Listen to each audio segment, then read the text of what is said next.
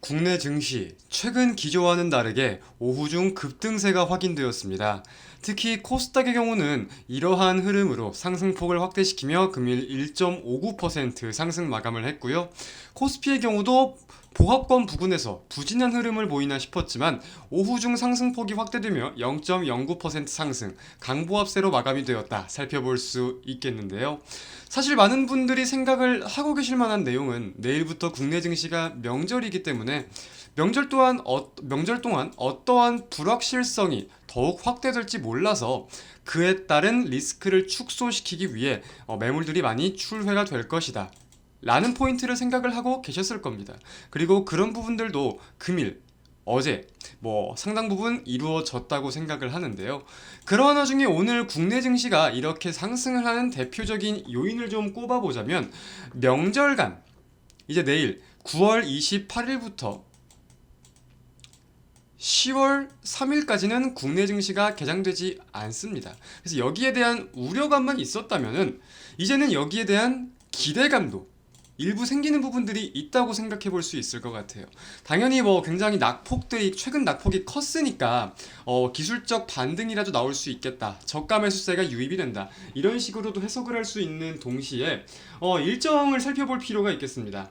자, 일단은 내일 아침에 한국 시간 기준으로는 내일 새벽이죠. 5시 반에 미국 마이크론 테크놀로지의 실적이 발표돼요. 첫 번째, 마이크론의 실적. 근데 이 실적에 대해서 우리가 주목을 해야 되는 이유는 반도체 업황의 현재로서는 가늠자로 활용이 될 가능성이 굉장히 높기 때문에 자, 한국 또한 지금 3분기, 4분기 즉 하반기 반도체 시장 반등을 기대할 수 있는 요인이 뭐예요? 감산에 따른 효과, 메모리 시장의 반등이잖아요. 근데 이제 마이크론 같은 경우는 메모리 시장에서 굉장히 크게 또 비중을 차지하는 기업이다 보니까 마이크론의 실적 발표가 어느 정도 가늠자가 될 거고 지금 시장에서는 우려감보다 기대감이 더욱더 큰 상황이기 때문에 거기에 대한 기대 매물이 사전적으로 들어왔다 살펴볼 수 있을 것 같고요.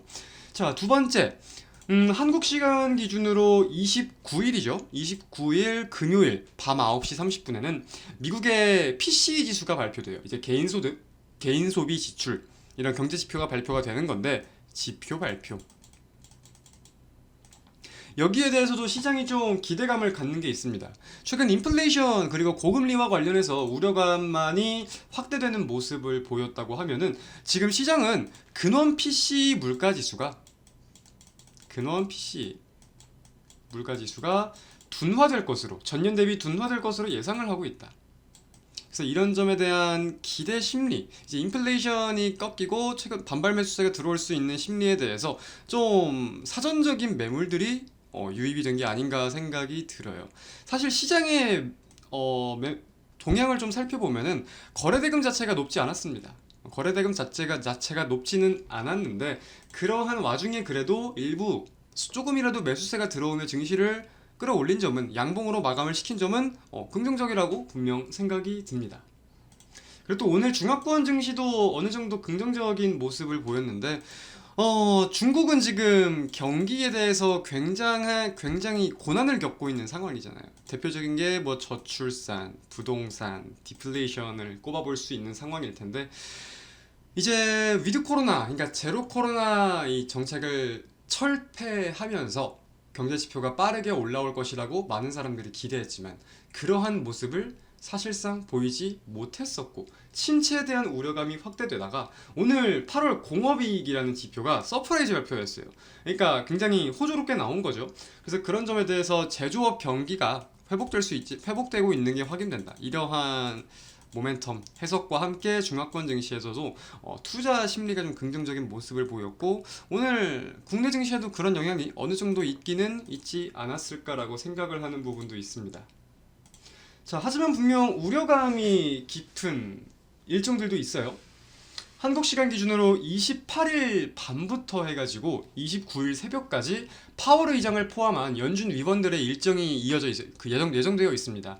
많은 위원들이 연설을 해요. 대표적으로 아시는 분들이 리사 쿡이라거나 오스탄 굴스비 이런 이사들은 다들 들어보셨죠, 한 번씩.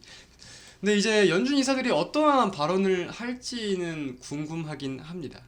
결국 현재 인플레이션이 어떻게 해석이 되고 있고 시장에서는 현재 금리를 어떻게 할 전망인지, 본인은 어떻게 생각을 하는지에 대한 전망들을 내놓을 텐데, 다른 일정들로 하여금 증시의 투자 심리가 좀 긍정적인 모습을 보인다면은 좀 안 좋게, 아니 매파적으로 나온다고 하더라도 기존의 시장이 최근에 알던 것과 큰 차이가 없다 라면서 긍정적으로 소화를 할 수도 있을 것이고, 혹은 연준은 채찍과 당근을 항상 연달아서 주기로 유명한 집단이기도 합니다. 그래서 또다시 당근을 준다면 이렇게 또 상승할 가능성도 있을 것이고, 긍정적인 생각들을 하면서 명절을 보냈으면 좋겠습니다.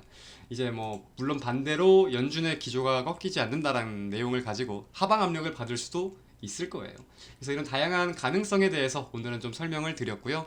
오늘이 지나면 이제 한국은 내일부터 풍요로운 한가위 추석 명절이 시작됩니다.